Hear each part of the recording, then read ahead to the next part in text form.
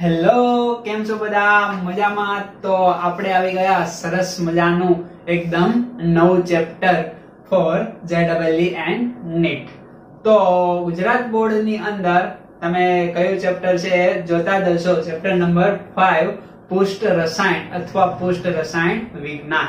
Okay, કે જે સપાટી પર જે રસાયણ વિજ્ઞાન જોવા મળે એ. તો ડિટેલ ની અંદર સમજૂતી ગુજરાત બોર્ડ માટે આપણે આ ચેપ્ટર ખતમ કર્યું. એના એ જ ટોપિક અહીંયા કંઈ બીજું નવું લેવાનું નથી, પણ જે અમુક કન્સેપ્ટ ફરીવાર જે યાદ દેવરાવવા પડે એ, અને મને એવું લાગશે કે આ કન્સેપ્ટ ફરીવાર કેવા જેવા છે. તો એવા કેટલાક કન્સેપ્ટ અને આ ઉપરાંત એક બે થિયરી એવી છે કે જે ગુજરાત બોર્ડ ની અંદર નથી, છતાં ઘણીવાર એમાંથી પ્રશ્ન JEE અને નીટ ની અંદર હોઈ શકે. તો એને રિલેટેડ આપણે ચર્ચા કરવાના છીએ. તો જોઈએ, આપણે શરૂ કરીએ ધીમે ધીમે. ઓકે, તો પહેલા તો સમજીએ કે પુષ્ટ રસાયણ એટલે શું. તો કે અહીંયા હું વાત કરી દઉં, દાખલા તરીકે મારી પાસે એક સરસ મજાનું બીકર છે. ઓકે, આ બીકર ની અંદર મેં અહીંયા કોઈ પણ બે પદાર્થો અથવા તો બે વસ્તુ સરસ મજાની ભરેલી છે. દેખાય છે તમને? બંને અલગ પડે છે. ઓકે, તો આ એક પદાર્થ અને આ બીજો પદાર્થ, એમની વચ્ચે આ એક હદ છે. દેખાય છે આ હદ?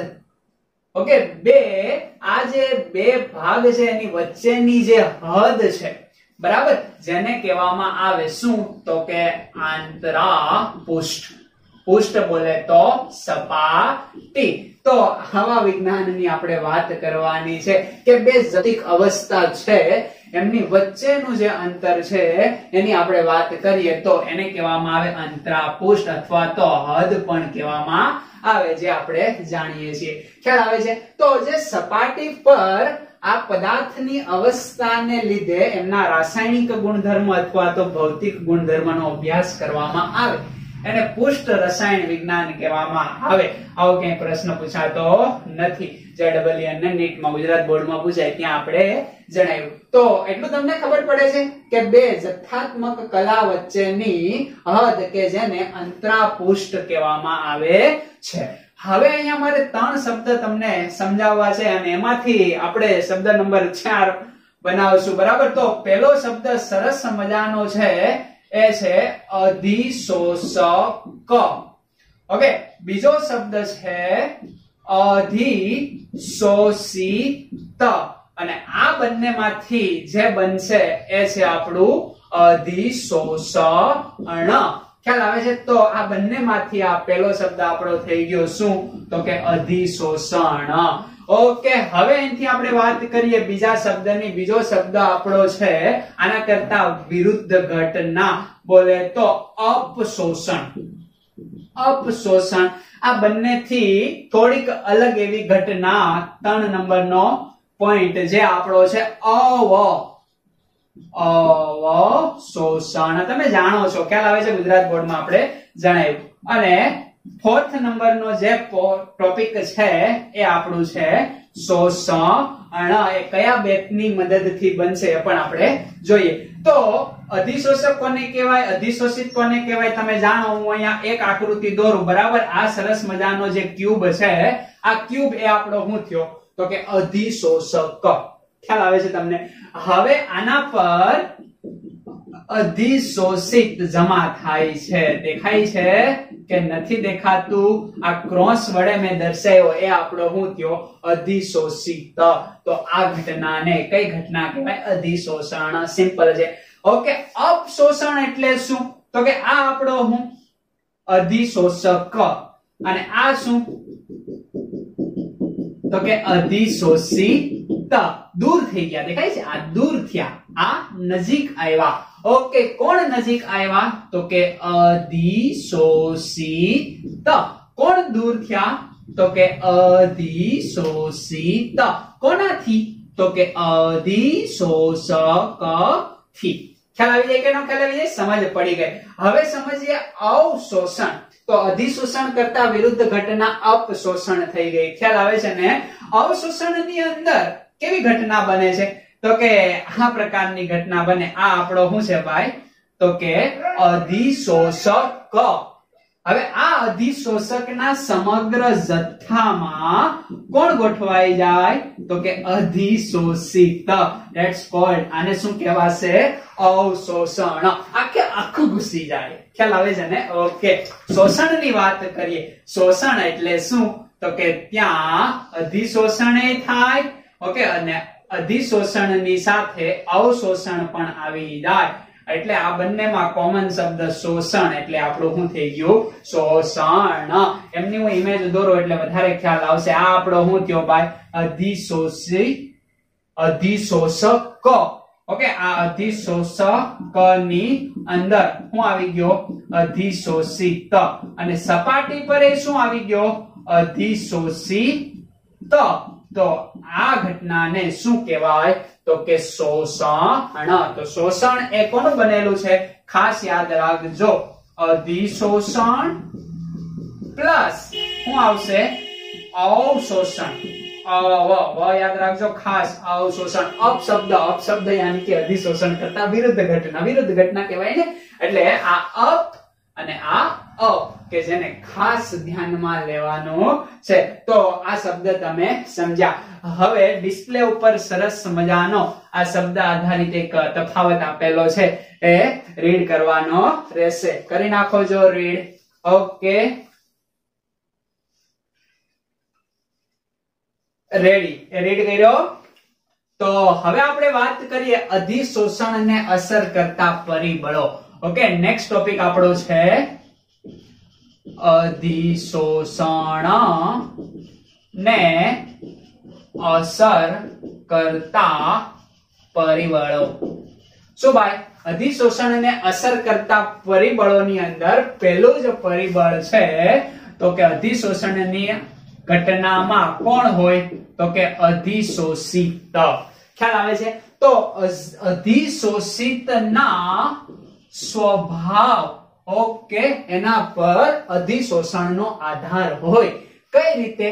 કે અધિશોષિત એ ઝડપથી અધિશોષક તરફ જતો હોય તો ત્યાં વધારે અધિશોષણ જોવા મળે.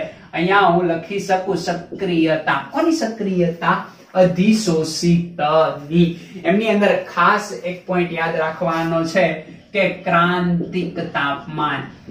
ક્રાંતિક તાપમાન માલુમ છે ને? ધોરણ 11 ચેપ્ટર નંબર 5. ઓકે, ક્રાંતિક તાપમાન એટલે જે તાપમાને વાયુ પ્રવાહીકરણ પામે એ તાપમાનને ક્રાંતિક તાપમાન કહેવામાં આવે. તો જેનું ક્રાંતિક તાપમાન વધારે હોય, ઓકે, એનું અધિશોષણ વધારે થાય. વાય? કેમ? તો કે ક્રાંતિક તાપમાન વધારે હોય એ ઝડપથી શું પામે? પ્રવાહીકરણ. એટલે ડાયરેક્ટલી પ્રોપોર્શનલ ટુ પ્રવાહીકરણ અને ડાયરેક્ટલી પ્રોપોર્શનલ ટુ અધિશોષણ ની માત્રા.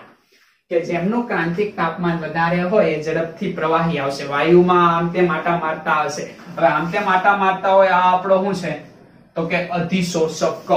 હવે આ વાયુ આમ ગમે એમ આટા મારતા હશે. હવે આનું પ્રવાહીકરણ કરી દઉં તો અહીંયા આવી જાય ને. આ રીતે આવી જશે. ખ્યાલ આવે છે? તો આ સપાટીની નજીક આવ્યા એટલે ઝડપથી શું થાય? અધિશોષાય. આ વાયુ કરતા પ્રવાહી ઝડપથી અધિશોષણ પામે ને. ઓકે, બસ એ જ છે. યાની કે પ્રવાહીકરણ જેનું ઝડપથી થાય. કોનું પ્રવાહીકરણ ઝડપથી થાય? તો કે જેનું ક્રાંતિક તાપમાન વધારે હોય. ઓકે, કારણ કે નીચા તાપમાને લાવવું પડશે. તો જેનું ક્રાંતિક તાપમાન ઓલરેડી વધારે હોય એટલે એને બહુ નીચું લાવવું પડશે નહીં. તો ક્રાંતિક તાપમાન હાઈ, એમનું પ્રવાહીકરણ ઝડપથી થશે અને એમનું અધિક શોષણ પણ કેવું થશે તો કે ઝડપથી થશે. તમે આ પોઈન્ટ સમજી ગયા? ઓકે, બસ આ પ્રકારનો એમસીક્યુ હોય તો માલુમ પડવું જોઈએ. બીજા નંબરનો જે પોઈન્ટ છે એ છે આ છે અધિશોષિત. અહીંયા આવશે અધિશોષક ની પ્રકૃતિ અથવા સ્વભાવ અથવા તો સક્રિયતા. જેટલો સારો અધિશોષક હશે એટલું ઝડપથી અધિશોષણ થશે. બસ એટલું જ યાદ રાખવાનું છે. 3 નંબરની લાક્ષણિકતા અથવા તો અસર કરતા પરિબળની અંદર વાત કરીએ તો એ છે અધિશોષક ની સંપર્ક સપાટી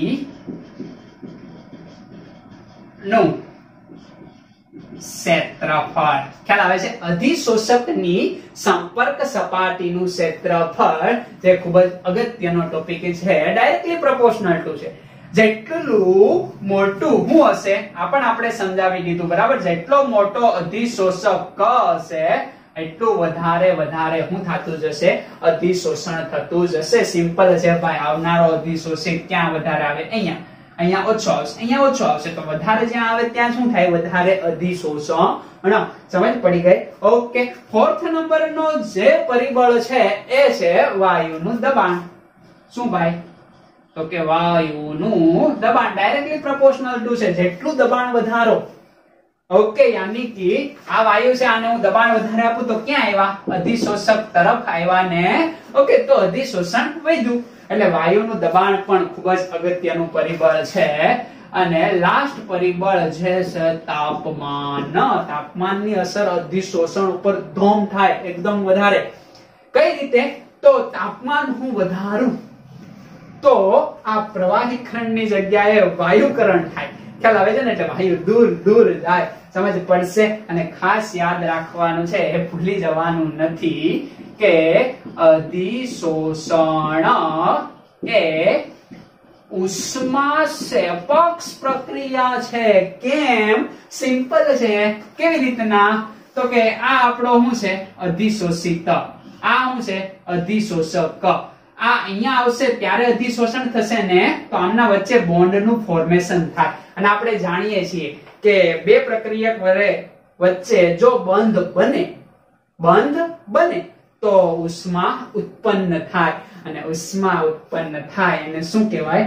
ઉષ્માક્ષેપક પ્રક્રિયા. અને આપણે એ પણ જાણીએ, દાખલા તરીકે કાર્બન છે, વચ્ચે બોન્ડ છે, ઓલરેડી છે, હવે આને તોડવો છે તો આને ઉર્જા આપવી પડશે ને. તો આ કઈ પ્રક્રિયા થઈ? ઉષ્માશોષક પ્રક્રિયા. સમજ પડશે? તો અધિશોષણ એ ઉષ્માક્ષેપક પ્રક્રિયા છે. અને ઉષ્માક્ષેપક પ્રક્રિયા માટે ઓકે આપણે તમને સમજાવ્યું છે કે તાપમાન ઓછું રાખીએ તો સારું છે, બરાબર? તો તાપમાનની અસર, બરાબર? તો તાપમાન વધારતા અધિશોષણ ઘટે છે. એટલે કે કેવું છે ભાઈ? તો કે વ્યસ્ત પ્રમાણની અંદર આપણને જોવા મળે છે કે ઉષ્માક્ષેપક પ્રક્રિયામાં તાપમાનનો ઘટાડો કરીએ તો સારું રહે. અને ઉષ્માશોષક ઓલરેડી શોષક છે, આપો ઉર્જા, સારું રહેશે. આ તો આ આપણને આપે છે. અને સામી આપણે એને આપીએ તો ધડાધડી થઈ જાય. એવું આપણે અહીંયા કરવાનું નથી. ઓકે, ખ્યાલ આવે છે તમને? ઓકે, તો એટલી વસ્તુને એકદમ ધ્યાનથી મગજમાં ફિટ કરી લો. બીજું અહીંયા કંઈ કરવાનું છે નહીં. ઓકે,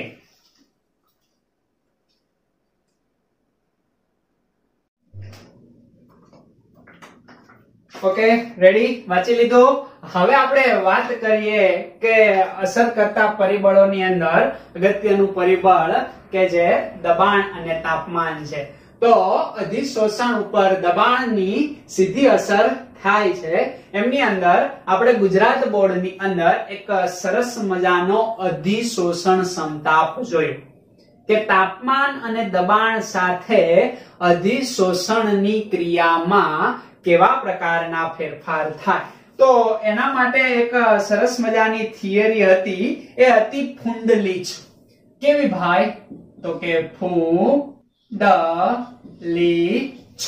બરાબર? તો આ ફુંડલીચનો અધિશોષણ દેખાય છે ને, અધિશોષણ સમતાપ. ઓકે, તો ફુંડલીચનો અધિશોષણ સમતાપ આપણે ગુજરાત બોર્ડની અંદર ભણી ગયા. ફરી એકવાર યાદ દેવરાવી દઉં કે આ લેક્ચર નંબર 1 હકીકત નથી. ખ્યાલ આવે છે? આના પહેલા તમે 1 થી 13 લેક્ચર ગુજરાત બોર્ડના જોયેલા હોવા જોઈએ. જો એની અંદર તમને અન્ડરસ્ટેન્ડ થયું હશે તો આ તમે વધારે અન્ડરસ્ટેન્ડ થી સમજી શકશો. અને એની અંદર અન્ડરસ્ટેન્ડ નહીં થયું હોય તો અહીંયા થોડું વધારે ધ્યાન આપશો એટલે ઓટોમેટિકલી સમજાય જશે. પણ એ જોયેલા હોય તો વધારે તમને ખ્યાલ આવશે. ખ્યાલ આવે છે ને? તો પહેલો જે અધિશોષણ સમતાપ હતો એ છે ફુંડલીચ અધિશોષણ સમતાપ. કે એમની અંદર કેવું છે ભાઈ? તો કે અધિશોષણની માત્રા x/m directly proportional to pressure યાની કે દબાણ. સમજ પડે છે? હવે આ ડાયરેક્ટલી પ્રોપોર્શનલ ટુ હટાવીએ એટલે x/m બરાબર એક અચળાંક આવશે. એ તો ખ્યાલ છે ને તમને કે સમપ્રમાણતાની નિશાની રિમૂવ કરીએ એટલે શું બરાબર અચળાંક k અને આ p નો p અને અહીંયા આવ્યું 1/2. આ મધ્યમ દબાણે ઓકે છે. ખ્યાલ આવે છે ને કે મધ્યમ દબાણે અધિશોષણની માત્રા એ આ રીતે સમપ્રમાણતાની અંદર જોવા મળે. આ કોઈ પ્રાયોગિક ખ્યાલ નથી, માત્ર એક સૈદ્ધાંતિક ડેટા છે. ખ્યાલ આવે છે ને? એટલે પ્રાયોગિક છે ને એટલે એને ખાસ તમારે ધ્યાનમાં લેવો. આનો હું સરસ મજાનો ગ્રાફ દોરું તો કોના વિરુદ્ધ? તો કે અધિશોષણની માત્રા x/m, જ્યાં m એ શું છે? અધિશોષકનું દળ, x એ શું છે?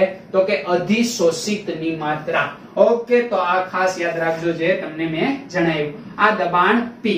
ઓકે, તો આ ગ્રાફ દોરીએ તો આ ગ્રાફ મને કેવા પ્રકારનો જોવા મળે છે?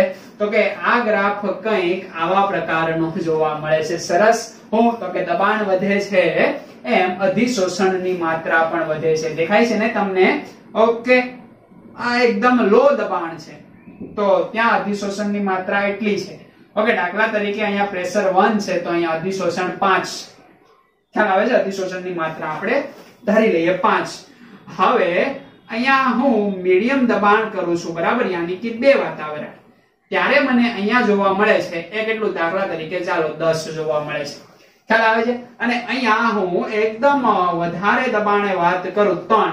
ઓકે, ત્યારે મને અહીંયા ખૂબ જ વધારે અધિશોષણની માત્રા જોવા મળે છે. ઓકે, તો આના પરથી આ પ્રકારનો ગ્રાફ આપણે દોરી બતાવીએ. ઓકે, તો અહીંયા જે નીચા દબાણે આપણે વાત કરીએ તો ખાસ યાદ રાખવાનું છે અહીંયા દબાણ કેવું છે ભાઈ? તો કે નીચું દબાણ. ઓકે, તો નીચા દબાણે આપણે વાત કરીએ તો કંઈક આવી જોવા મળે છે x/m બરાબર k/p.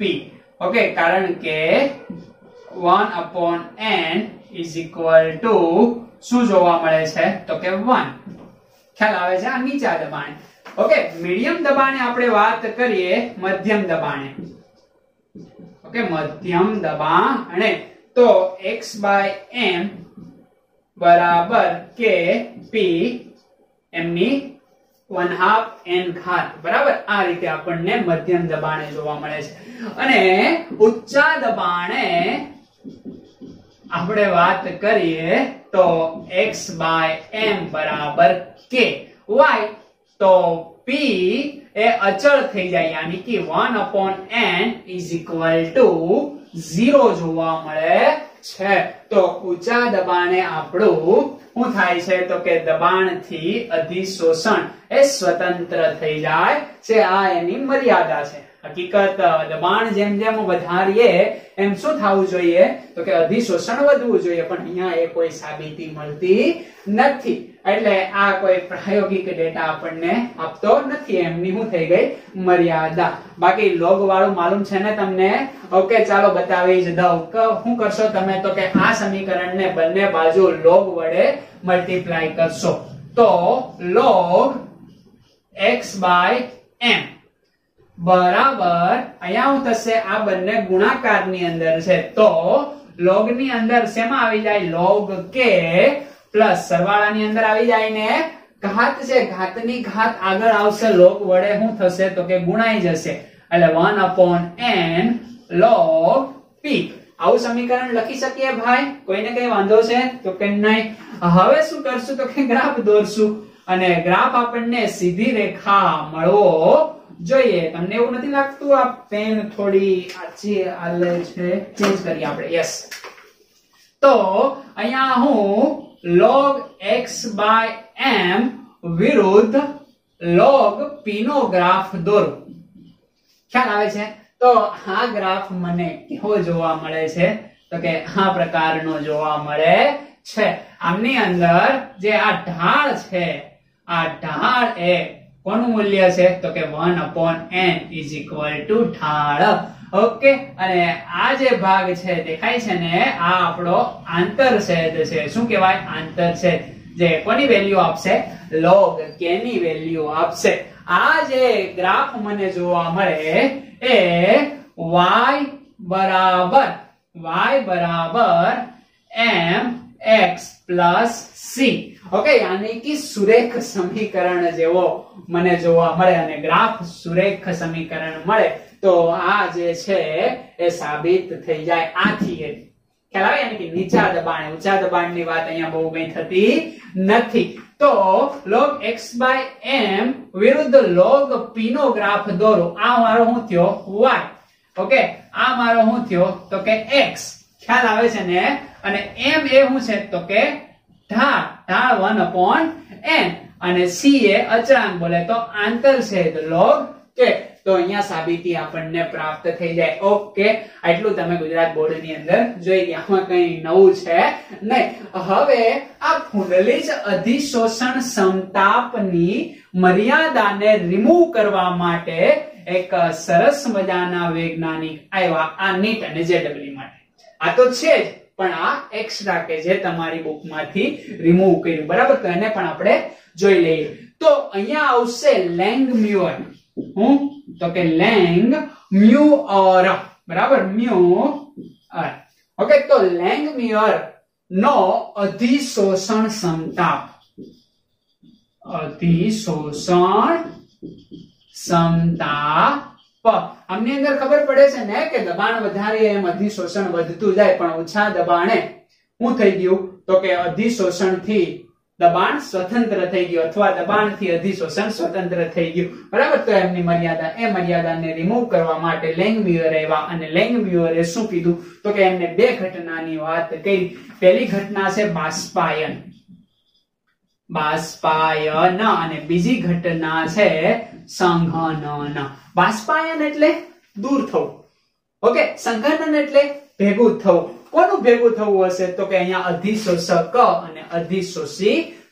તો બાષ્પાયનની અંદર અધિશોષક અને અધિશોષિત દૂર થાય. ખ્યાલ આવે છે? અને સંઘનનની અંદર બંને ભેગા થાય. કઈ રીતે? દાખલા તરીકે આ ઘન છે જે અધિશોષક છે. ખ્યાલ આવે છે? આના પરથી વાયુ દૂર તરફ જાય છે તો આને બાષ્પાયન કહેવાય. સમજ પડે છે કે સમજ નથી પડતી? તો અહીંયા શું થશે તો કે અપશોષણ થશે. શું થશે? અપશોષણ. સેમ અહીંયા ઘન પદાર્થ જે છે આપણો અધિશોષક અને વાયુ એના તરફ આવે છે, યાની કે સંઘનન જોઈન્ટ થાય, ભેગું થાય. ઓકે, અહીંયા કઈ ઘટના બને છે? અધિશોષણ. પણ લેંગમ્યુઅરે ક્યારે અભ્યાસ કર્યો તો કે આ બંને વચ્ચે શું સપાય તો કે ગતિશીલ સંતુલન. ખ્યાલ આવે છે? આ શું કહેવાશે તો કે ગતિશીલ સંતુલન. ત્યારે એમણે સરસ મજાનો અધિશોષણ સમતાપ આપ્યો અને એ અધિશોષણ સમતાપ કેવો જોવા મળ્યો તો કે બહુ સરસ મજાનો છે. અધિશોષણની માત્રા ઓકે દેખાય છે ને x/m. ઓકે, એ કોના બરાબર જોવા મળ્યો તો કે AP 1 + BP. ખ્યાલ આવે છે? તો x/m ઇઝ ખાસ યાદ રાખવાનું છે x/m is equal to AP 1/2 1 + BP. આમની અંદર a અને b જે શું છે તો કે અચળાંક. જેવી રીતના અહીંયા હતો ને અચળાંક, ક્યાં ગયો અચળાંક? n અને k.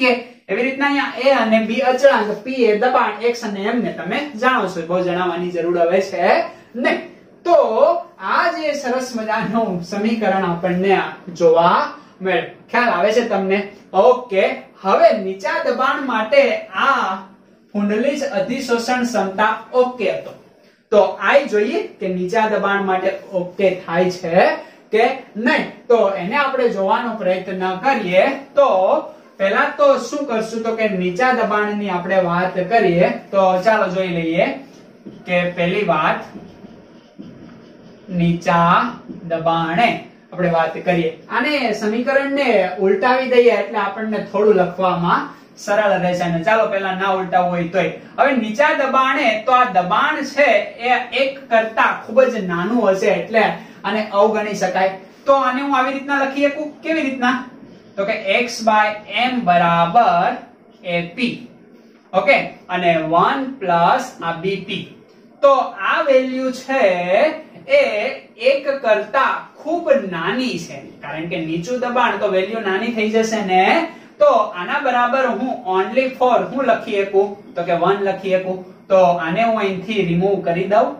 તો 1 લખી શકું અને આવી રીતના મારે લખવા કરતા હું સિમ્પલ લખી શકું x/m બરાબર ap ખ્યાલ આવે છે તો આ હું થઈ ગયો તો કે ડાયરેક્ટલી પ્રોપોર્શનલ ટુ આને લખો તો આવી રીતના લખી શકાય ને x/m directly proportional two p તો નીચા દબાણે શું થાય છે તો કે અધિશોષણની માત્રા એ દબાણના સમપ્રમાણમાં થાય છે ઓકે સાચી વાત છે આ પણ એમ કીધું આ પણ એમ કીધું વાત કરીએ ઊંચા દબાણની ઓકે આ ઊંચા દબાણે વિચલન દર્શાવતો એવું કહી દીધું સ્વતંત્ર છે બરાબર તો અહીંયા વાત કરીએ ઊંચા દબાણે શું થાય છે ઓકે તો ઊંચા દબાણ વાળી આપણે વાત કરીએ તો x/m x/m is equal to ap 1 plus bp ખ્યાલ આવે છે તો હવે મોટું કોણ થશે તો કે bp વાળી વેલ્યુ મોટી થશે યાની કે 1 કરતા વધારે મોટી છે કઈ વેલ્યુ bp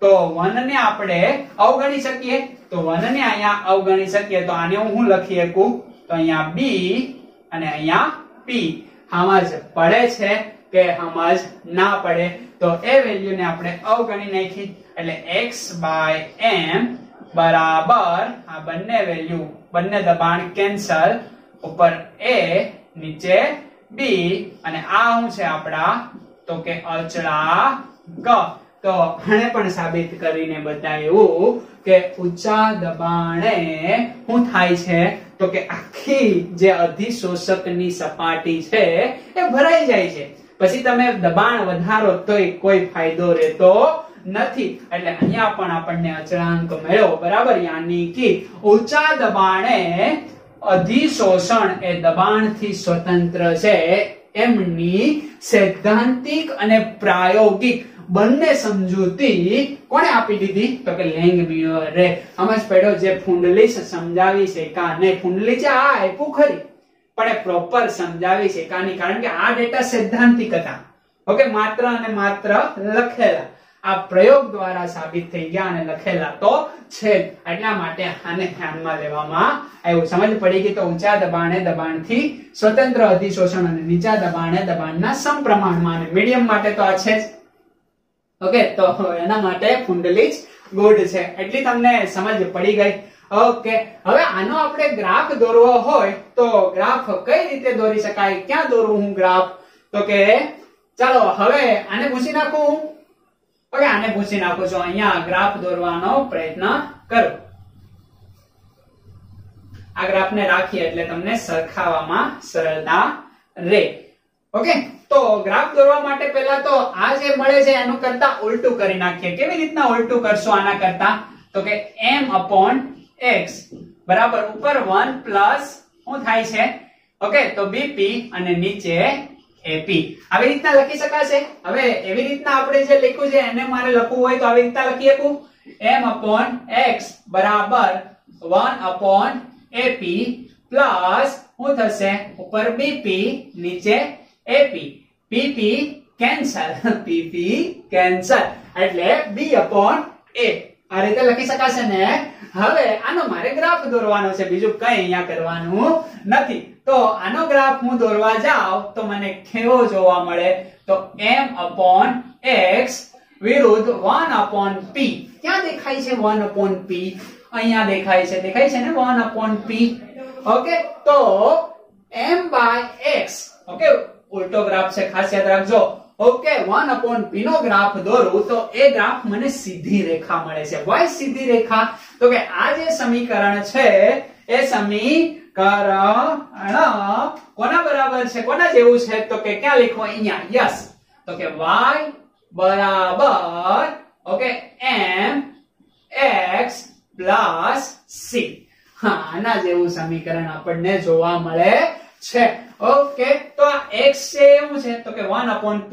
ઓકે, લખ્યું. y એ શું છે તો કે m/x. ઓકે, લખ્યું. હવે c એ શું હોય તો કે આંતરછેદ, તો કે આ આપણો થયો આંતરછેદ, યાની કે b/a, જે આપણો શું થઈ ગયો આંતરછેદ. અને આમનો ઢાળ લેવામાં આવ્યો તો આ જે ઢાળ છે એ કયો છે તો કે આ m દેખાય, m એટલે 1/a. તો 1/a નો આપણને ઢાળ મળી ગયો. ખ્યાલ આવે છે? તો 1/x ધેટ્સ કોલ્ડ ઢાળ, આંતરછેદ b/a, m/x વિરુદ્ધ 1/p નો ગ્રાફ આપણે દોરેલો છે. તો આ બંને ગ્રાફ આપણને અહીંયા જોવા મળી ગયા. આ કોનો? લેંગમ્યુર નો. આ કોનો? ફુંડલીચ નો. ઓકે, ફુંડલીચ નો લોગ વાળો તમને ગ્રાફ યાદ છે ને? ઓકે, તો આ રીતે આખી ઘટના આપણને જોવા મળે. એટલે ખાસ યાદ રાખજો ફુંડલીચ નો. ઓકે, હું અહીંયા લોગ વાળો ગ્રાફ પણ દોરીને બતાવી દઉં એટલે તમને વધારે અન્ડરસ્ટેન્ડ થાય. આ પૂછી નાખું? યસ. આમનું હવે આપણે કઈ કામ છે નહીં. ખાસ યાદ રાખજો ફુંડલીચ નો દોરું છું. કોનો? ફુંડલીચ નો ગ્રાફ. કઈ રીતે દોરાશે તો કે આ રીતે દોર્યો મેં. ઓકે, હવે log x/m વિરુદ્ધ કોનો ગ્રાફ દોરું? log p. ખ્યાલ આવે છે? આનો અહીંયા ગ્રાફ દોરું છું તો આમનો ગ્રાફ મને એ જ આવો જ જોવા મળે છે. સમજ પડે છે? આ જે આંતરછેદ છે એ હું મેળવ્યો log k. ઢાળ એ હું મળશે આપણને. ઓકે, અહીંયા મેં દોરેલો છે, ફરીવાર દોરું છું આ બંનેની સમજૂતી માટે. બરાબર? આ જે ઢાળ છે બરાબર એ આપણને શું મળશે? 1/n. ખ્યાલ આવે છે તમને? ઓકે, ગ્રાફ બની ગયો. હવે આમાં બીજું કઈ નવું નથી. દેખાય છે આ બંને ગ્રાફ? ઓકે, અહીંયા દોરેલો જ છે પણ મેં અહીંયા ફરીવાર તમને દોરી બતાવો. તો ખાસ યાદ રાખવાનું છે આ કોના માટે છે ભાઈ? તો કે ફુંડલીચ માટે. અને આ કોના માટે છે? લેંગમ્યુર માટે. સમજ પડી ગઈ? ઓકે, હવે વાત કરીએ એટલું ભણ્યા પછી આ જે લેંગમ્યુર છે એમની મર્યાદા. ઓકે, એમની મર્યાદા કે આ જે છે અધિશોષણ એ માત્ર રાસાયણિક અધિશોષણ માટે જ યોગ્ય છે. ભૌતિક અધિશોષણની સમજૂતી લેંગમ્યુર આપી છે. કાની મોસ્ટ ઇમ્પોર્ટન્ટ મર્યાદા, પહેલી મર્યાદા.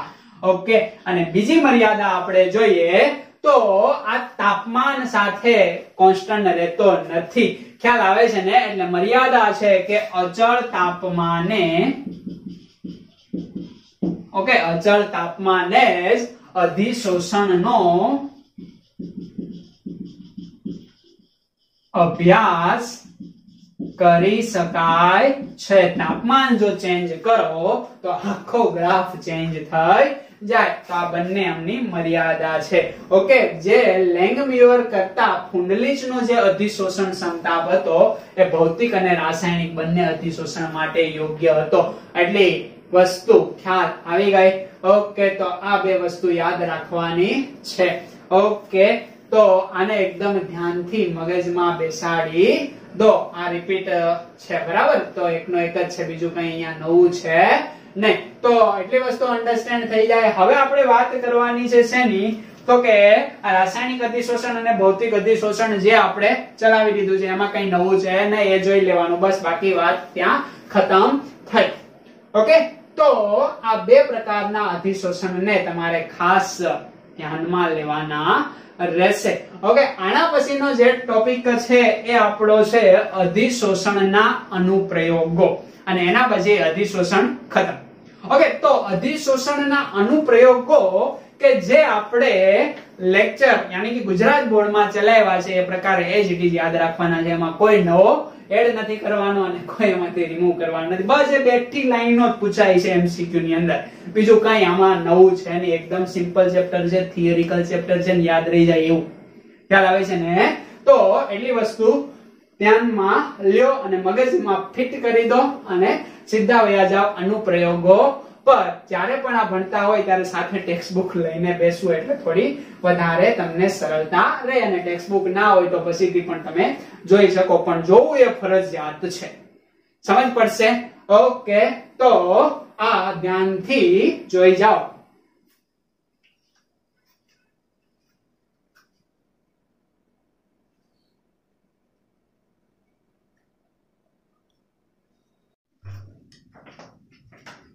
ઓકે, તો આ જોઈ લીધું, ખાસ મગજની અંદર ફિટ કરીને રાખવાનું છે.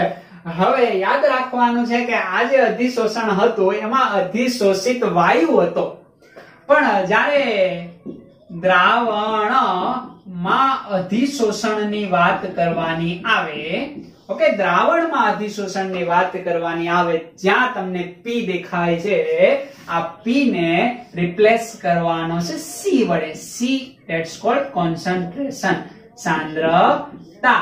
બરાબર, તો અહીંયા સાંદ્રતાની અંદર કન્વર્ટ કરી દેવાનું કે જ્યારે દ્રાવણમાં અધિશોષણ થતું હોય ત્યારે. બરાબર, અહીંયા P તો અહીંયા C થઈ જાય, અહીંયા P તો અહીંયા C થઈ જાય. ખ્યાલ આવે છે ને? આ રીતે આખી ઘટના જોવા મળશે. અહીંયા પણ શું થઈ જશે?